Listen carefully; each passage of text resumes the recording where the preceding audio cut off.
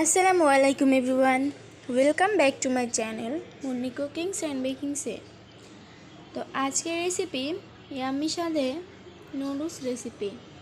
তো আজকের রেসিপিটা কিন্তু খুবই মজাদার একটি রেসিপি। আপনারা যদি আমার রেসিপিটি ফলো করে এইভাবে নুডলস তৈরি করে দেন, বাচ্চা থেকে বড় সবাই কিন্তু চেটেপুটে খাবে। প্রতিনিয়ত বাচ্চাদের একরকম নুডলস খেতে ভালো লাগে না। তো চলুন ভিডিওটি শুরু করা যাক। আর ভিডিওটি শুরু করার আগে ছোট্ট একটি কথা, আমার চ্যানেলটিকে যারা সাবস্ক্রাইব করেনি অবশ্যই সাবস্ক্রাইব করে দিবেন।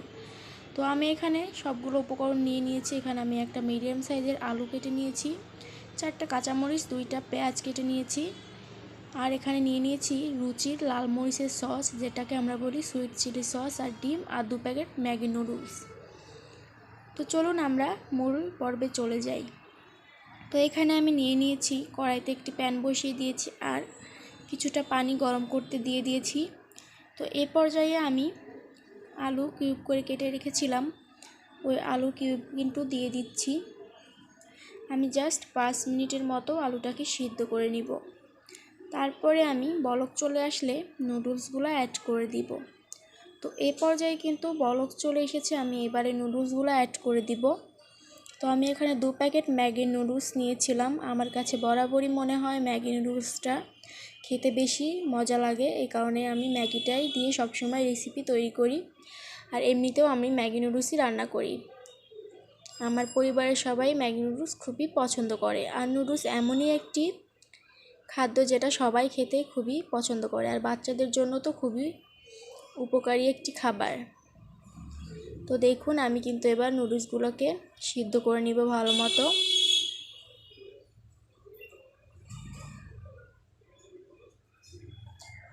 তো আমি এরকম 6টি টুকরা করে দিয়ে দিয়েছি তাড়াতাড়ি সিদ্ধ হওয়ার জন্য। তো এই পর্যায়ে যখন আমার নুডলসটা সিদ্ধ হয়ে গিয়েছে, তো আমি আপনাদেরকে দেখিয়ে দিচ্ছি নুডলসটা কিন্তু সিদ্ধ হয়ে গিয়েছে। তো আমি এবার এটাকে পানি ঝরিয়ে ঠান্ডা পানি দিয়ে ধুয়ে নিব। তারপরে আমি চুলায় আবার প্যানটি বসিয়ে দিব। তো এই পর্যায়ে কিন্তু আমি চুলায় প্যানটি বসিয়ে দিয়েছি। এবারে আমি পর্যাপ্ত পরিমাণে তেল দিয়ে দিচ্ছি। আমি পরিমাণ মতো তেল দিয়ে দিয়েছি, আপনারা বাড়িয়ে বা কমিয়ে দিতে পারেন। তো আমি এবার কেটে রাখা মরিচ কুচি আর পেঁয়াজ কুচি দিয়ে দিচ্ছি। দিয়ে একটু ভালোভাবে নেড়ে চেড়ে তার মধ্যে দিয়ে দিব 1 টেবিল চামচ পরিমাণে লবণ। লবণটা আপনারা আপনাদের স্বাদ অনুযায়ী দিয়ে নেবেন।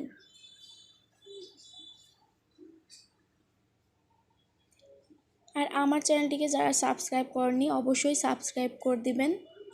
নতুন নতুন আপডেট পাওয়ার জন্য পাশে থাকা ছোট্ট বেল বাটনটি ক্লিক করে দিবেন, তাহলে সব থেকে আগে আমার ভিডিওগুলো আপনারাই পাবেন।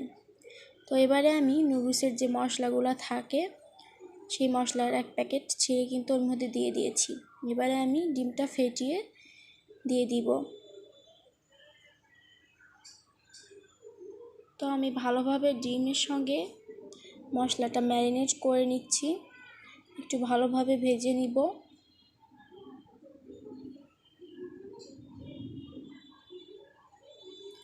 তো তারপরে কিন্তু আমি নুডলসগুলো দিয়ে দিব। তো দেখুন, আমি নুডলসগুলো দিয়ে দিয়েছি।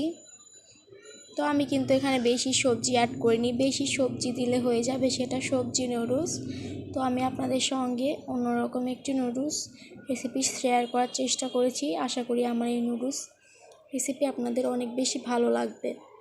তো তারপরে আমি এর মধ্যে দিয়ে দিলাম আর 1 প্যাকেট টেস্টি সল্টের মশলাটা দিয়ে এবার একটু উল্টে পাল্টে নেড়ে চেড়ে দিচ্ছি।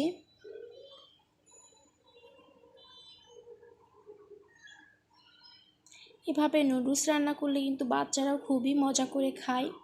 আমার মেয়েকে আমি এভাবে মাঝে মধ্যে রান্না করে দেই, সে খুবই আনন্দের সাথে খেয়ে নেয়।